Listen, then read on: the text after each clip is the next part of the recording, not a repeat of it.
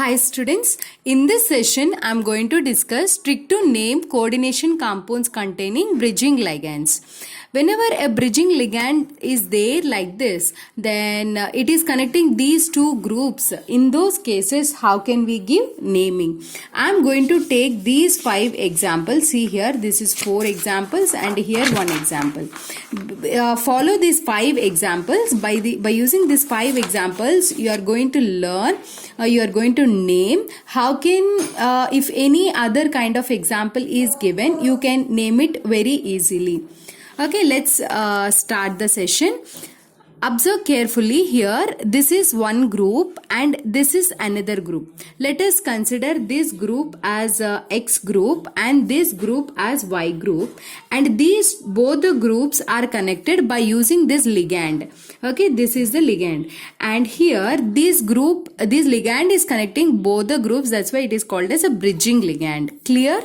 And here this group are same, so let us name it as XX, and these two groups are connected by using a bridging ligand L. In this case you have to give naming differently, here naming differently, and in this case this group both are different and two bridging ligands are there, that too both are different. So let us take this group as X and this is different, so name it Y, and this is also different, so name it as L1, and this is as L2 because both are different.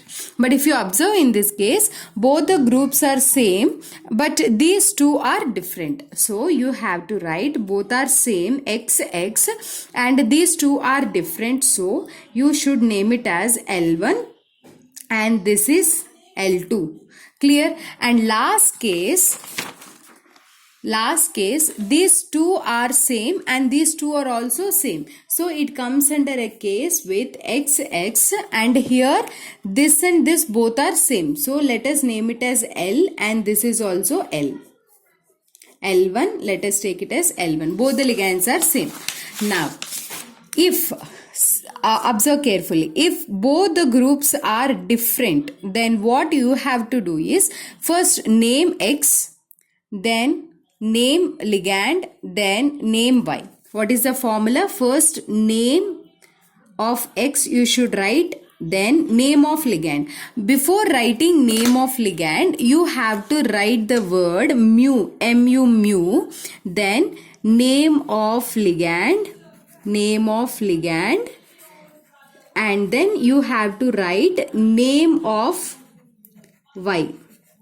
So what you should do, students? Name of X, name of ligand, name of Y.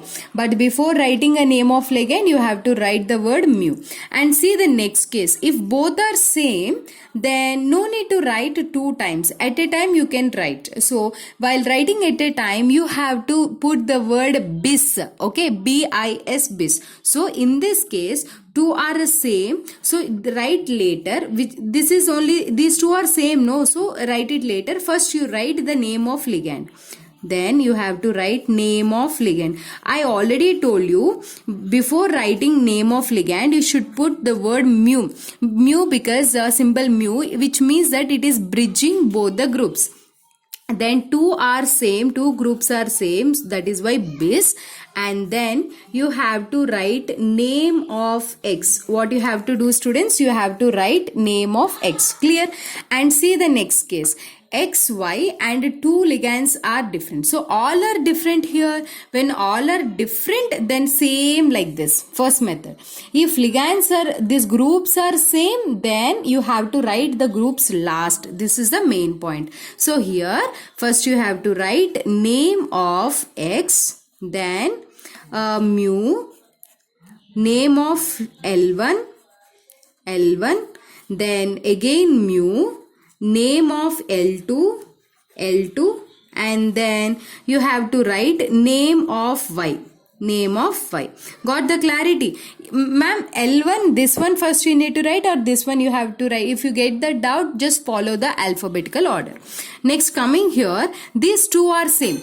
I already told you, if two groups are same, keep it last. First write the ligands. Now, mu, name of L1, then again mu, name of L2, and then mu, not mu, just bis you should put because both are same. Then name of x you have to write. What you have to write, students? Name of x you have to write. Got the clarity? Let us see the last case. Let us see the last case. See here. In this case, these two are same and ligands also same. So, for ligands, put di because both are same. Then mu, name of ligand. Mu, then name of ligand. After that, put bis. Next, name of group because both are same. Name of group. These 5 rules you need to follow. Clear? What you do is just copy these 5. This is a simple, easiest method. You can name the coordination compounds which are having the bridged ligands. Now let us see how can you name this. How can you name this? First, name of X. You have to write this one name. How many water molecules are there? 4. So, tetra. If you have any doubt, how can you name this? I already posted a before video naming of coordination compounds. Please go through that. It will help you if you don't know how to name this part. In this session, I am going to discuss about bridging. How can you name it? Okay, na? Tetra aqua. For water you should write aqua, and here nickel is there. Tetra aqua nickel. This Cl minus is a negative ligand. Okay, now if you dissociate this one, Cl minus comes and this complex gets a positive charge. This nickel is present in a positive charged one. So we discussed in a previous video, if the complex is getting neutral or a positive charge, metal atom, there is no change in its name. It will be nickel only. And then you have to open your brackets and then you have to write. This bracket is for writing oxidation number. I'll teach you how to write. Mu and then name of ligand. What is this? Hydroxo. Hydroxo. Or you can say hydroxido also correct. Hydroxido or hydroxo also correct. And then again you have to write name of Y. How to write name of Y again? 4 water molecules are there. So tetra aqua or tetra aquado. Tetra aquado. Then again cobalt.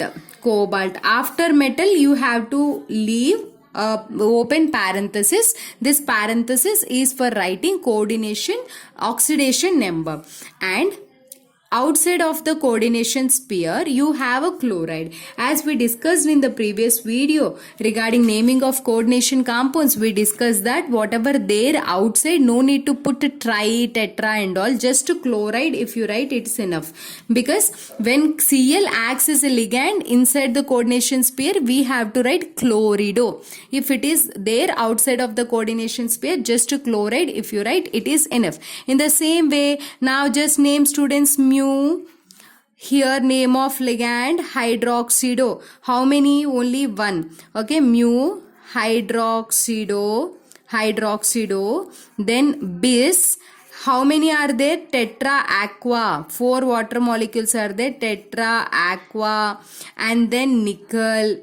Tetra aqua nickel. After the nickel, what you should do? You have to open the brackets and then you have to close these brackets. This is for writing the oxidation number. And next you are having what? 3 chloride. Simply write chloride. It is enough. Okay, na? See the next case. Name of X, mu, name of L1, mu, name of L2, name of Y. So what is mu? Name of X? Tetraamine. Tetraamine, cobalt. Open the after metal, you have to open parenthesis to write the oxidation number. And here 2 ligands are different. So mu, name of NH2 is amido. Amido, mu amido. Next mu hydroxido. hydroxido, following mu hydroxido, and then you have to name this group. See, actually in names looks very big, but if you practice one time after this session, really it will be useful. If you simply listen without any practice, you feel very difficult. And here two different ligands is there, so you have to follow alphabetical order. Amine and chlorido, this is amino. Which one will come first? Amine comes first, so diamine, dichlorido, cobalt, see how much big name it is. Open the brackets. After that you have to write sulfate. You have to write what, students? Sulfate. Clear? And now next one, here I'll teach you how to write this one. Next one, see here, name of mu, name of L1, mu, name of L2, bis, name of X is the formula. Okay na? So mu, name of L1, what is this name of L1? See, mu amido, next mu nitrito, next bis, you have to write this. What is that? Tetraamine, cobalt. After that you have to leave gap, parenthesis you have to open, brackets you have to open, because you have to write oxidation number here. Nitrate, nitrate, nitrate. Okay, nitrate, this is the name. Mu amido, mu nitrito, bis, tetraamine, cobalt 3, nitrate. Okay, names is clear. If you want, you can take one screenshot and you can practice. See the next case. First you have to finish these two. Mu, first write di, mu. What is this ligand? Hydroxido. Then bis. What is the name of this group? Tetra aqua. Ferrate. See here, this is a negatively charged molecule. If it comes out, this sphere gets coordination sphere gets positively charged. When a metal is there in a positively charged sphere, it name remains same. If it is there in negatively charged sphere, it will get negative charge. This point we discussed in the previous video of naming coordination compounds. Make sure to watch that, it will be helpful for you. This tetra aqua, then you will get tetra aqua, iron only we say, and then open the brackets to write oxidation number. It may be 2 or 3, we will see. Then outside you have to write sulfate. Okay, now let us see how can we find the oxidation number. In this case, this is a neutral molecule, 0, neutral molecule oxidation state, and this is -1. Can you see this? Okay, -1, and this is also neutral ligand 0. In that video itself I gave what are neutral ligands, what are positive ligands. This is -1, this is -1, like this. Here 3 is there, so -3, -1, total -4. So -4, if it comes this side, +4. So +4, and how many central metals are there? 2 are there. Each one will get +2 oxidation state. So the oxidation state will be here 2. You have to write in Roman numbers. Here also 2 you have to write in Roman numbers. Clear? And this is a neutral ligand 0, and its oxidation state is -1. This is a neutral ligand. This is also negative ligand. So again 3 into -1, because 3 chlorides are there. So 3 into -1, -3. Here 1 -4. If it comes this side, +4. +4, 2 atoms are there, divided by 2. +4 divided by 2 is +2. Then each one oxidation state is +2. So you have to write in Roman numbers. Got the clarity? And see here, students, -1, -1. This is neutral. This is also neutral. And Cl oxidation state is -1. SO4 is -2. Then how much we can get? -1, -2. This is 2 times, no? So then it will get -2. Then 4, 6.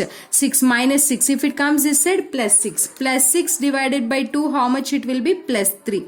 Then each one oxidation state, how much? Each metal +3. And here also plus 3 plus 3 plus 3. Clear? See, big name it is looking. Don't get any confusion. Slowly keep phone in pause and note it down. And this one is a neutral ligand. This is -1. This is also -1. This is neutral. This is -1. Then here -1 -1 -2, and here 2 -2 into -1 -2, total +4. -4. If it comes this side, +4. Like this, how many are there? 2 are there. So +4 divided by 2, it will be +2. Then here cobalt oxidation number is +2. You have to write in Roman numbers. Okay. Next one.